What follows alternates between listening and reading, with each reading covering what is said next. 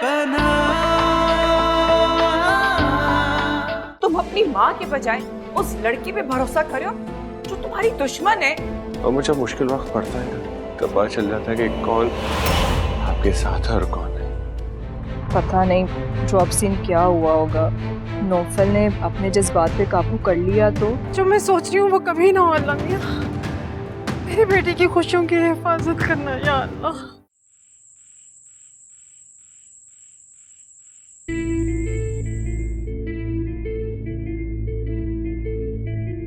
आखिर मैं घर में कब तक बैठकर ये बोरिंग काम करता रहूंगा।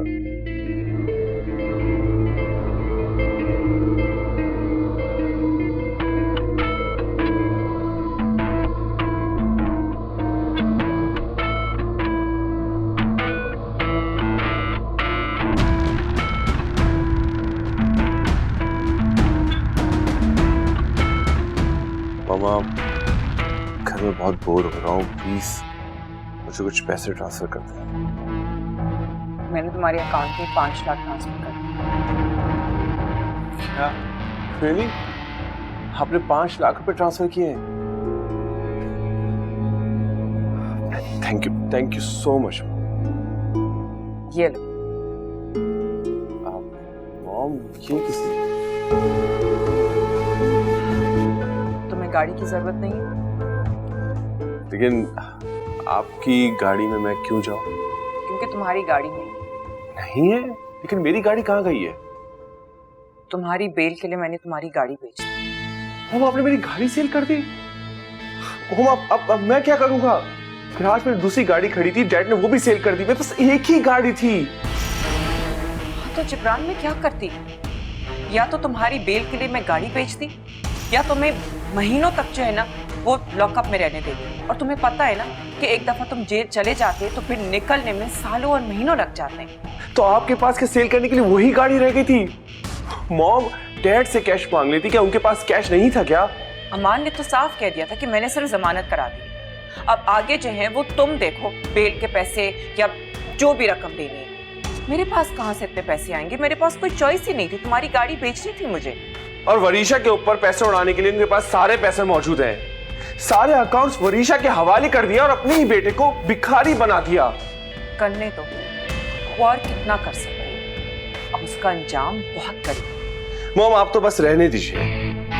3 महीने से आप यही कह रही हैं। उसका अंजाम क्या होगा? मुझे तो अपना अंजाम साफ नजर आ रहा है। आज गाड़ी गई है, कल घर से निकाल दी जाएगी। सड़कों पे ना हम भीख मांगेंगे।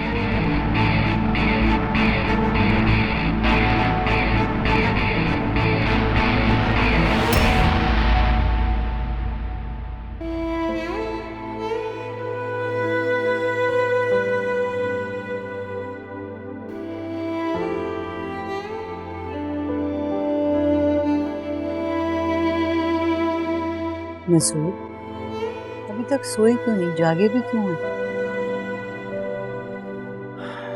दिमाग इतना उलझा हुआ कि नींद नहीं। तो आपके उलझने से मामलात सुलझ तो नहीं जाएंगे? हाँ, लेकिन समझ नहीं आ रहा कि ये कुछ कैसे हो गया। अभी कुछ दिन पहले तक तो सब ठीक था। ये आपको और हमें लग रहा होगा कि सब कुछ ठीक था, हो सकता है ये सब कुछ उनके दरमियान पहले से चल रहा है। क्या? यही जो इन दोनों के दरमियान गलतफहमी पैदा हो गई है। आपको याद है मैंने कुछ दिन पहले आपको एक बात बताई थी कि गुल रुशना से कुछ बात कर रही थी, जिसे सुन के मैं खुद भी उलझ गई थी। तब मुझे कुछ समझ में नहीं आया था, मगर अब मुझे समझ में आ रहा है। क्या समझ आ रहा है? यही कि एक दिन मैंने गुल को आफाक से बात करते देखा था। आफाक? आफाक कौन? उसका साबका मंगेतर जिसने शादी से इनकार कर दिया था। लाहौर वाला कुछ कैसी बातें कर रही हो तुम? भला गुल उससे क्यों बातें करेगी? आफाक का फोन आया था और गुल ने रिसीव किया था, मैंने खुद सुना था। हो सकता है नौफल ने भी ऐसे ही सुना और इसी बात पे उनका झगड़ा चल रहा हो। अगर आफाक का फोन आ गया और गुल ने उसे रिसीव कर दिया तो ये कोई इतनी बड़ी खता नहीं है जिसके लिए झगड़ा किया जाए। देखो, मियाँ और बीवी के दरमियान एतमाद का रिश्ता होता है जो छोटी छोटी बातों से नहीं टूटना चाहिए। औरतों के दिमाग में भी पता नहीं क्या क्या खुराफात आ जाते हैं कहाँ से।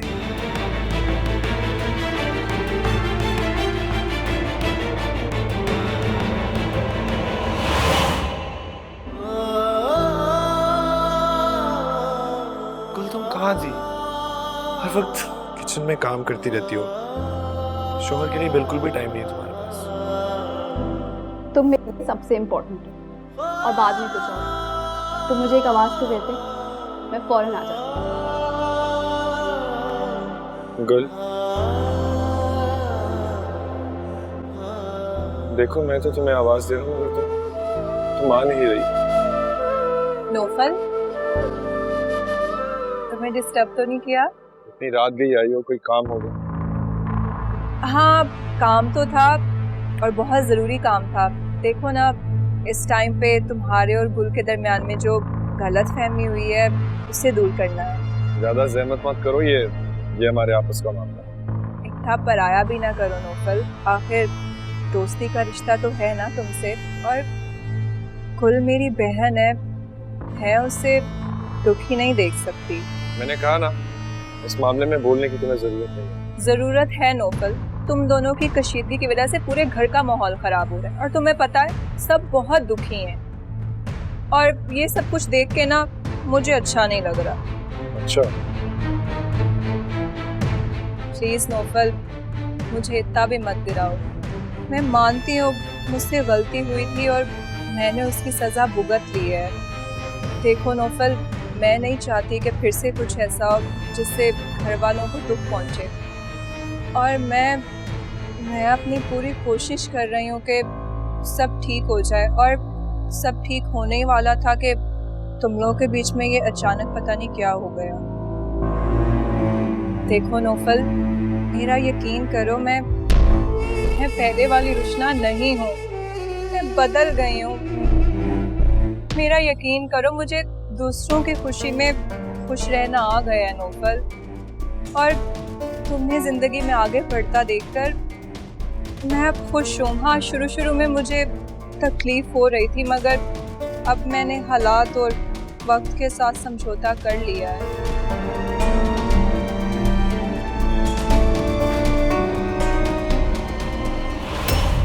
मुझे लगता है कि रुशना अभी भी नौफल के साथ ही है। अगर इतनी रात को शहूद को पता चल गया, क्या कहूंगी मैं उन्हें? कहीं सारे झगड़े का सबब रुशना तो नहीं? हाँ, उसने कहा तो था मैं नौफल को हर कीमत पर हासिल कर करूंगी। या अल्लाह, रहम फरमा दे, अकल दे दे इस लड़की को, कहीं ये सब कुछ फिर से बर्बाद ना कर दे। मगर ये सब मुझे तुम क्यों सुना रही हो? मुझे पुराने किस्सों में कोई दिलचस्पी नहीं। मगर मैं तुम्हें मजबूर कर दूंगी दिलचस्पी लेने के लिए। पुराने किस्सों में ना सही, मगर मुझ में तो दिलचस्पी ले लो नौफल। देखो नौफल, गुल का कोई कसूर नहीं है। आफाक भाई ने उसे बस रुशना, अब एक लफ्ज भी और मत बोलना। अगर तुम यहाँ गुल की सिफारिशी बन के आई हो तो वापस चली जाओ।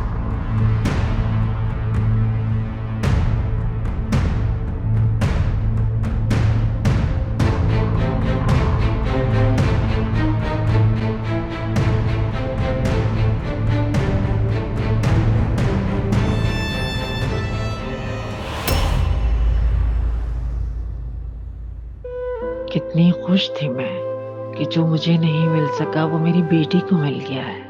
प्यार करने वाला ससुराल, प्यार करने वाला शौहर।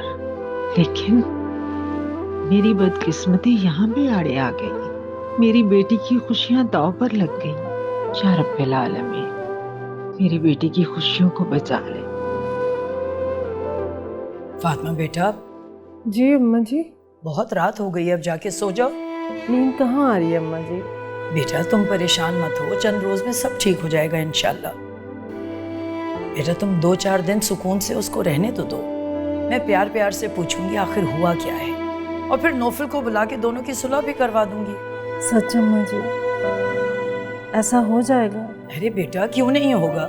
खुदा ना खास्ता कोई इतना बड़ा झगड़ा थोड़ी हो गया है, दोनों का मामूली सा झगड़ा है, नाराजगी है, ठीक हो जाएगी। दूसरी बात ये कि थोड़े दिन दोनों एक दूसरे से दूर रहेंगे तो सुकून से सोच भी सकेंगे, सही गलत का फैसला कर सकेंगे दोनों।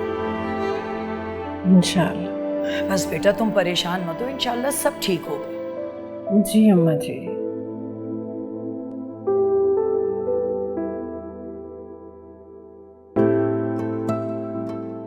मैंने तुम्हें कितनी दुआओं से मांगा था, और जब तुम मुझे मिल गए तो मुझे यकीन ही नहीं था कि ये साथ अब कभी नहीं छूटेगा। शायद मेरे नसीब की स्याही मिटी ना थी, तुम मिल के बिछड़ गए। या अल्लाह, अगर उसे मेरे नसीब में लिख ही दिया था तो फिर ये दूरियां क्यों हुई? दिलों में फासले क्यों डाल दिए? क्यों आफाक को दोबारा भेज दिया मेरी हंसती बसती जिंदगी में आग लगाने के लिए? मेरा क्या कसूर है अल्लाह ताला? तू तो जानता है ना कि मैं बेकसूर हूँ। नौफल मेरी जिंदगी है और मैं उससे बिछड़ के जिंदा नहीं रह पाऊंगी। मैं उसकी बेरुखी बर्दाश्त नहीं कर पाऊंगी। तू दिखा दे अल्लाह जो सच है।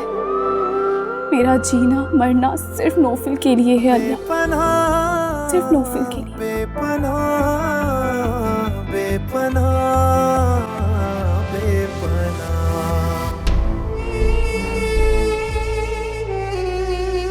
गुल, देखो मैं तो तुम्हें आवाज दे रहा हूँ मगर तुम मान नहीं रही। इतना सब कुछ हो जाने के बाद भी ये गुल को पुकार रहा है, मगर मैं एक दिन इसके होंठों से गुल का नाम दूर कर दूंगी। इसका मतलब इतना काफी नहीं है। नौफल को अब भी गुल से नफरत नहीं है जो मैं चाहती थी। मुझे कुछ और सोचना होगा।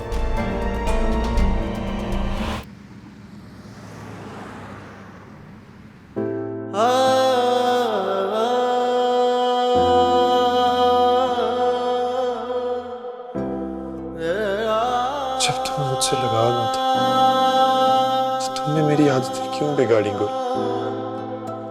मुझे कुछ नहीं समझ आ रहा।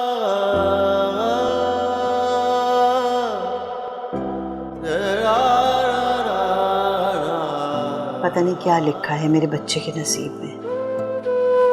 हर किसी ने बेवफाई की। इतना हीरे जैसा मेरा बेटा पत्थरों से ही सर टकराता रहा।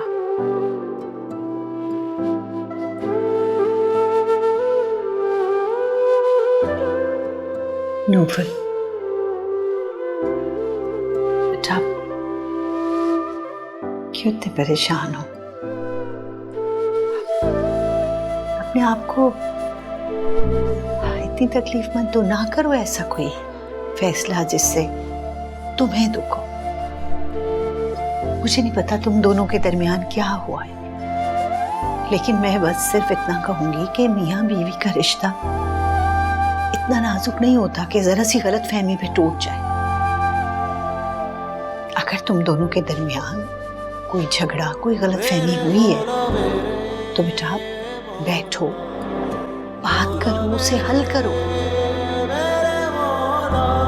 क्योंकि मैं सिर्फ तुम्हें खुश देखना चाहती हूँ, तुम्हारी मुस्कुराहट देखना चाहती हूँ, तुम्हारी वो मुस्कुराहट जिससे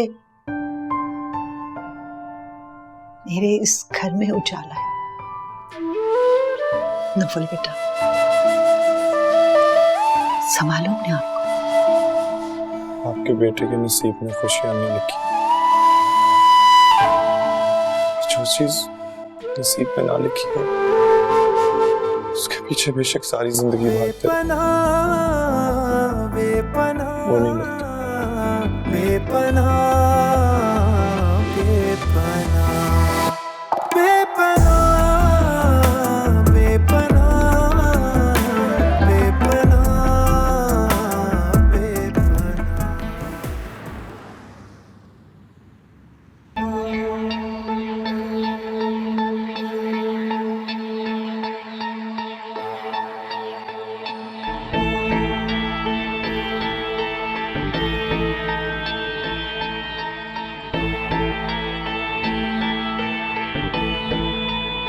घर पे एक्सरसाइज करनी पड़ी है जबरान को। ना गाड़ी है, ना इतना पैसा कि नई गाड़ी ले सके। पता नहीं ऐसा कब तक चलेगा। इस बार तो अमान आए, मैं उसका दिमाग दुरुस्त करती हूँ। ऐसे नहीं चल सकता है, ये बिल्कुल नाकाबिले बर्दाश्त है। अब तो मैं अपनी बात मनवा के ही रहूंगी।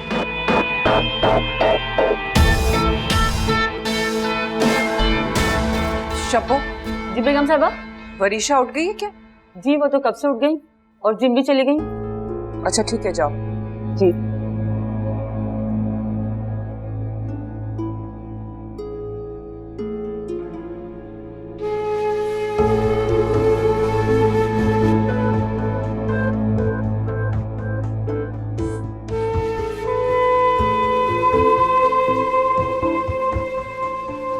जिब्रान।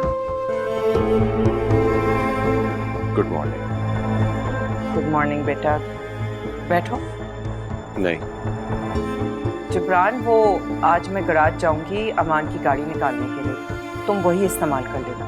वहाँ मुझे किसी की खैरात की कोई जरूरत नहीं है। खैरात कैसी? तुम्हारी बाप की चीज है, हक है तुम्हारा उस पे। वैसे भी मेरे बाप ने मेरा कौन सा पहले हक पूरा कर दिया जो अब मैं उनसे उम्मीद रखूं? मुझे उनसे कोई उम्मीद नहीं है। जिब्रान, अपनी जिद छोड़ दो और अमान की गाड़ी इस्तेमाल करो। तुम्हें पता है ना कि आजकल हालात हमारे खिलाफ हैं। इस वक्त ये जिद बिल्कुल मुनासिब नहीं है।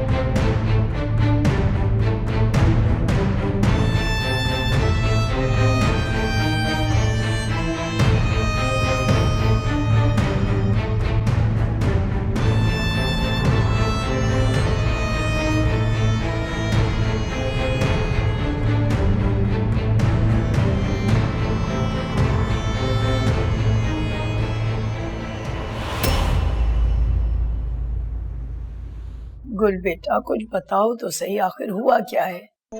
और बेटा, शादी कोई 4 दिन का खेल तो नहीं है और ना ही कोई हंसी मजाक है। भाई, मियाँ बीवी में झगड़े तो होते ही रहते हैं। देखो बेटा, उसकी वजह से कोई आदमी अपना रिश्ता तो नहीं तोड़ लेता। देखो गुल बेटा, अगर कोई सीरियस बात है तो अभी तुम्हारे बड़े मौजूद हैं, तुम हमें बताओ, हम उस गलत फहमी को दूर करेंगे तुम्हारी। और अगर तुम कुछ बताओगी नहीं तो फिर हम कैसे दूर करें तुम्हारी गलत फहमी? गलत फहमी नहीं, बदगुमानी नानी जान। नौफिल को इस बात का यकीन है कि मैंने उससे बेवफाई की है। क्या? ये तुम क्या कह रही हो बेटा? नौफिल ऐसा क्यों सोचेगा? क्या वजह है जो वो इस तरह की बात कर रहा है? क्यों हो रही है उसे बदगुमानी? वजह है नानी जान। क्या वजह है? आफाक। आफाक? आफाक का किस्सा तो कब से खत्म हो चुका है बेटा। ये आफाक कहाँ से आ गया बीच में? उसने ये किस्सा फिर से शुरू कर दिया अम्मी।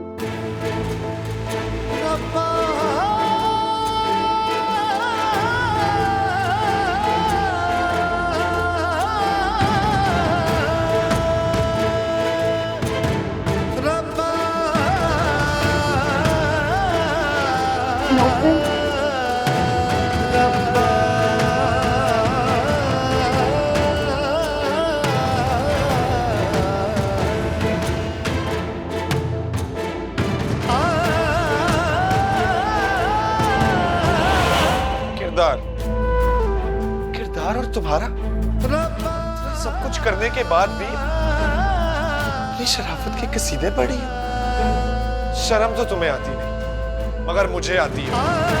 मेरी बीवी किसी गैर मर्द से ताल्लुकात बढ़ाएगी, ये मुझे हरगिज़ बर्दाश्त नहीं। कुल बेटा, इतना सब कुछ हो गया और तुमने हमें बताया ही नहीं। अपनी नानी को तो कम से कम बताती। अगर तुम मुझे बताती ना, ये मामला यहाँ तक पहुँचता ही नहीं बेटा। मैं क्या बताती नानी जान, मैं क्या बताती। मुझे किसी ने कोई मौका ही नहीं दिया। जब मैं नौफल को बताने गई तो उसे पहले से ही सब कुछ पता था। जब नौफल ने आफाक को हमारे घर के पास देखा तो वो आपे से बाहर हो गया, और मैं अपने किरदार पे कोई कीचड़ बर्दाश्त नहीं कर सकती। इसलिए सफाई देने की बजाय मैं यहाँ आ गई। और मैं क्यों सफाई दूं? मैं क्यों सफाई दूं? नौफल को मुझ पे यकीन करना चाहिए, एतबार करना चाहिए मुझ पे। मैं क्यों सफाई दूं? मुझे नहीं देनी कोई सफाई अम्मी, मुझे नहीं देनी कोई भी सफाई। नौफल को मुझ पे यकीन करना चाहिए।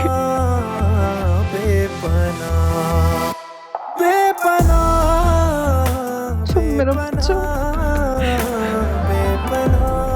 सब ठीक हो जाएगा।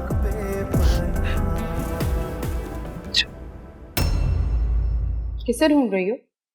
दादी जान और फुप्पो को यही तो होती हैं, कहीं वो नौफल के घर तो नहीं चली गई? मैं अभी जाकर देखती हूँ। वहाँ नहीं गई हो, लेकिन अगर गई भी हैं तो तुम्हें किस बात की परेशानी है? अरे अम्मी, आप समझ नहीं रही, वो वहाँ जाके सुलह करेंगी।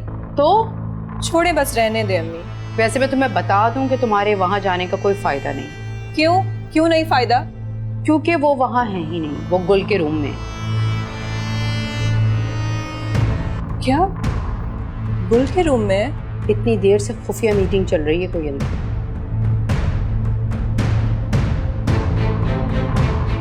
क्या चल रहा है तुम्हारे दिमाग में? कुछ भी नहीं।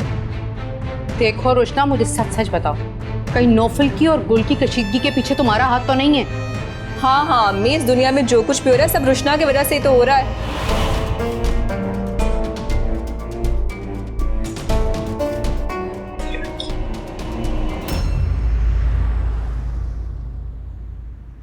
मामा, मैंने आपको बहुत मिस किया, आप मुझे क्यों नहीं लेके चले? मैंने भी आपको बहुत मिस किया, लेकिन नेक्स्ट टाइम इंशाल्लाह हम आपको साथ लेके जाएंगे। और भाई सफर कैसा रहा तुम लोगों? बहुत अच्छा, अल्लाह का शुक्र है। अम्मी, गुल नजर नहीं आ रही, कहाँ है गुल? गुल वो अम्मा की तरफ गई है। मैं चलता हूँ, मेरी एक मीटिंग है, रात को खाने पे मुलाकात होती है। बाय। बाबा, मेरी गिफ्ट्स कहाँ में है? अच्छा चलो, जाओ जल्दी से बाबा के साथ। मैं आ रहा हूँ। बच्चे भी हैं। अम्मी, गुल को पता नहीं था कि हम लोग आने वाले हैं? नहीं, उसे नहीं पता था, वो 2-3 दिन से गई हो। 2-3 दिनों से? लेकिन वो तो कभी इस तरह रहने नहीं जाती। सब खैरियत है ना? हाँ, सब खैरियत है। तुम परेशान क्यों हो रही हो? अभी आई हो, थकी हुई हो, जाओ रेस्ट करो, मैं खाना लगवा रही हूँ, खाना खाओ पहले। अम्मी, आप मुझसे कुछ छुपा रही हैं ना? ये मुमकिन नहीं कि गुल इस तरह रहने चली जाए जब उसे पता हो कि हम लोग आ रहे हैं। भाई, मैं कुछ नहीं छुपा रही हूँ, मसला ये है कि उन दोनों की कुछ आपस में लड़ाई हुई है। क्या? ओह, शक तो था मुझे। नौफल से भी पूछा तो उसने गोलमोल कर दी बात। असल बात क्या है ये तो मुझे भी नहीं पता, ना ही वो दोनों बता रहे। खैर तुम परेशान मत हो, वो आ जाएगी।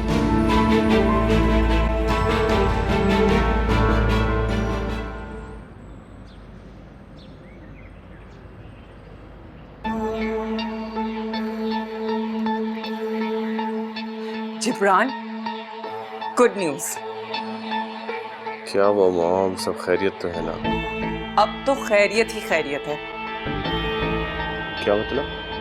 वरीशा हॉस्पिटल चली गई। क्या कह रही ना? अभी थोड़ी देर पहले तो वो अपने कमरे में सो रही थी। मुझे कुलसूम ने बताया है कि वरीशा की तबीयत खराब हो रही थी, तो उसने अपनी डॉक्टर को कॉल किया, डॉक्टर ने एम्बुलेंस भेजी और अब वो शब्बों के साथ हॉस्पिटल चली गई है। मॉम, आपने तो मुझे खुश कर दिया है। बिल्कुल, अब हम इसको सेलिब्रेट करेंगे आज शाम। ओके।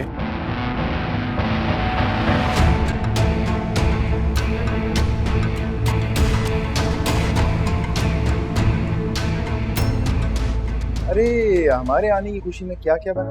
मैंने तो कुछ नहीं बनाया असद भाई। तो फिर गुल आ गई है? नहीं भाभी, गुल भाभी तो नहीं आई। आजकल खाना रुशना बाजी बना रही है। अच्छा, पहले तो घर से खाना भेजती थी, हमारे ही किचन में आप कुकिंग कर रही है? गुल भाभी के जाने के बाद रुशना बाजी ज्यादातर यहीं रहती है। अस्सलाम वालेकुम असद भाई, मरियम भाभी। कैसी आप मरियम भाभी? बस ठीक। भाई हमारी रुशना को सब बनाना आ गया, बहुत अच्छा खाना बना लेती है, बस रोटियां बनानी नहीं आई, वो सिखा रही थी इसे। वैसे मरियम, गुल के जाने के बाद इसने मेरा बहुत साथ दिया, हर वक्त मेरे आगे पीछे फिर रही थी, लाई मैं ये कर दूं आंटी, वो कर दूं। बहुत प्यारी बच्ची है। अच्छा क्यों खड़ी हो भाई, चलो ना, खाना तैयार है, चलो चलो चलो। आप चलिए। चलो बेटा आ जाओ। जाए ना मरियम भाभी, मैं रोटियां लेकर आती हूँ।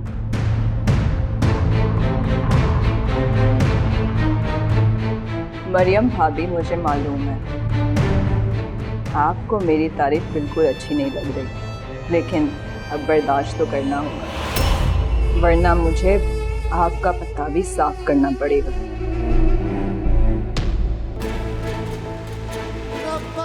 मैं क्या बताती नानी जान, मैं क्या बताती। मुझे किसी ने कोई मौका ही नहीं दिया। जब मैं नौफल को बताने गई तो उसे पहले से सब कुछ पता था। जब नौफल ने आफाक को हमारे घर के पास देखा तो वो आपे से बाहर हो गया, और मैं अपने किरदार पे कोई कीचड़ बर्दाश्त नहीं कर सकती, इसलिए सफाई देने की बजाय मैं यहाँ आ गई।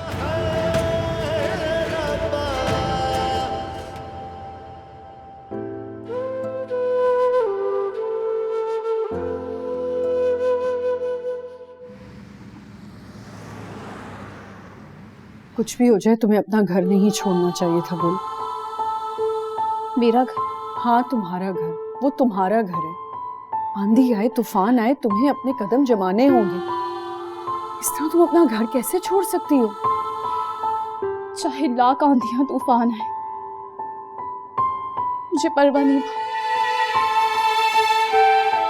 मैंने जिंदगी भर नौफिल का साथ देने के लिए उसका हाथ थामा था, और मैं आखिरी सांस तक उसके साथ रहती। मगर नौफिल ने जो मुझ पे वार किया है ना, उसने मेरे वजूद के टुकड़े कर दिए, मेरी जात की धज्जियां बिखेर के रख दी। मेरे पैरों तले जमीन नहीं रही तो मैं वहां कैसे रह सकती थी? मैं वहां कैसे रह सकती थी? वहां गुल हुआ क्या है? एक कयामत थी जो गुजर गई। नौफिल ने मेरे किरदार पे उंगली उठाकर मुझे मेरी नजरों से गिरा दिया। तुम्हारे किरदार पर? मैं नहीं मान सकती। नौफिल कभी ऐसी हरकत नहीं कर सकता। तुम तो खुली किताब हो, उसके साथ बचपन से हो। इसी बात का तो अफसोस है, इसी बात का अफसोस है कि उसने जो अपनी आंखों से देखा, जो कानों से सुना, सिर्फ उसी पे यकीन रखा, अपना दिमाग इस्तेमाल नहीं किया। अच्छा देखो गुल, प्लीज अपने आप को संभालो और मुझे पूरी बात बताओ। क्या मैं आपको बताऊं भाभी? आप जानती हैं उस दिन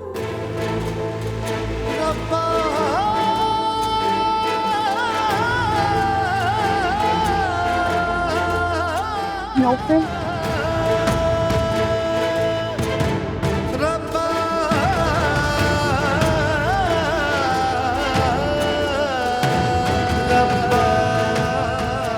यकीन करो, तुम्हारा क्योंकि पता नहीं कब से मेरी आंखों में धूल झोंक रही है। अरे जब आफाक से इतना ही प्यार था तो क्यों की मुझसे शादी?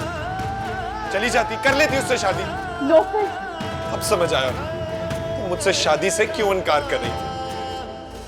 तुम्हें यकीन था कि एक दिन लौट के आएगा तुम्हारा आफाक, इसलिए तुम्हें इजाजत है, चली जाओ अपने आफाक के पास, क्योंकि इस घर में रहते हुए मैं ऐसी हरकतें बर्दाश्त नहीं करूंगा।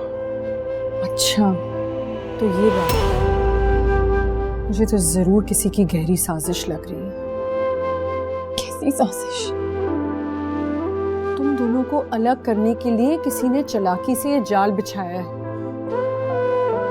चाहे कुछ भी हो जाए भाभी, नौफिल क्या अपनी अक्ल इस्तेमाल नहीं कर सकता? वो बिना सोचे किसी की भी बातों में आ जाएगा, मुझ पे यकीन नहीं रखेगा। उसे मुझ पे एतबार होना चाहिए भाभी। गुल तुम ठीक कह रही हो, लेकिन बदगुमानी एक ऐसा जहर है जो इंसान को स्लो पॉइजन कर करके रफ्ता रफ्ता उसकी सोचने की सलाहियत खत्म कर देता है। जरूर नौफिल का किसी ने ब्रेन वॉश किया है। किसने? कौन शिद्दत से नौफिल को हासिल करना चाहता है? भाभी, रुशना ने ऐसा कुछ भी नहीं किया है। वो नौफिल को अपने दिलो दिमाग से निकाल चुकी है। उसने शादी के लिए भी तो हामी भर ली है। फिर तुम उसकी बातों में आ सकती हो, लेकिन मैं नहीं। मैं उसकी चालाकियां और मकारियों को काफी हद तक जानती हूँ। खैर, फिलहाल तो मुझे बात करनी है। तुम्हारे पास नंबर है आफाक का? आप उससे कोई बात नहीं करेंगी? मैं बिल्कुल बात करूंगी आफाक से। भाभी, मुझे फर्क नहीं पड़ता, मुझे आफाक से कोई शिकायत ही नहीं है। ऐसे हजारों आफाक आ जाए, नौफिल को मुझ पे एतबार करना होगा। मुझे समझना होगा। उसने जो मेरे किरदार पे कीचड़ उछाला है ना, मैं उसके लिए नौफिल को कभी माफ नहीं करूंगी, और ना ही मैं उसको कोई सफाई दूंगी। मैं नौफिल को कभी माफ नहीं कर सकती। मैं नौफिल को कभी माफ नहीं कर सकती। ऐसे नहीं बोल।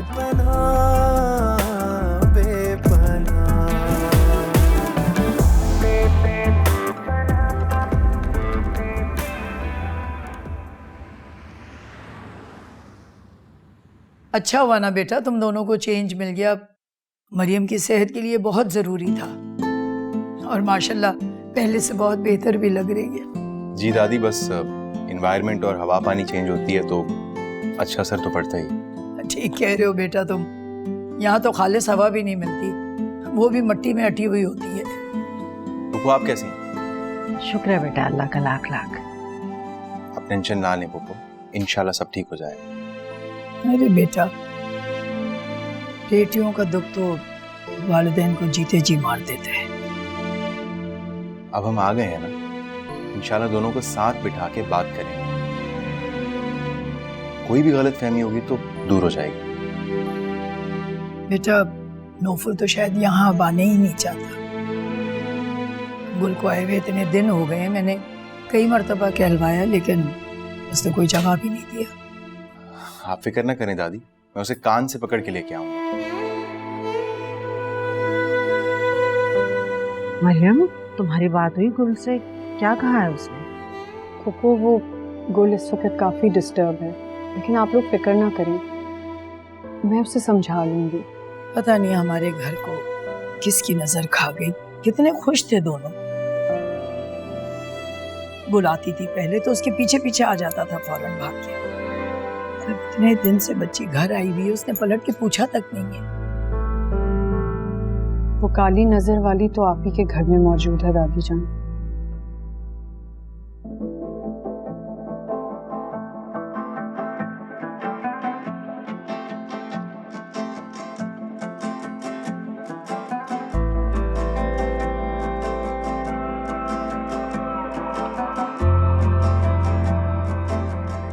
तो चली गई होगी गुल, मगर तुम्हारी खुशबू अभी यहाँ मौजूद है। ये कमरा अब भी तुम्हारे वजूद की खुशबू से महक रहा है। खोया मैं यूं नहीं मिल सका। दिल मुसाफिर था जो राह में थक गया, कोई जीना कहा इस दिल में शौक दीद ज्यादा ही हो गया। इस आँख में मेरे लिए इनकार जब से। यकीनन ये शेर तब लिखा होगा जब आफाक ने शादी से इनकार किया होगा। काश मैं जान लेता तुम्हारे दिल की बात, कभी तुम पे ये जुल्म ना होता।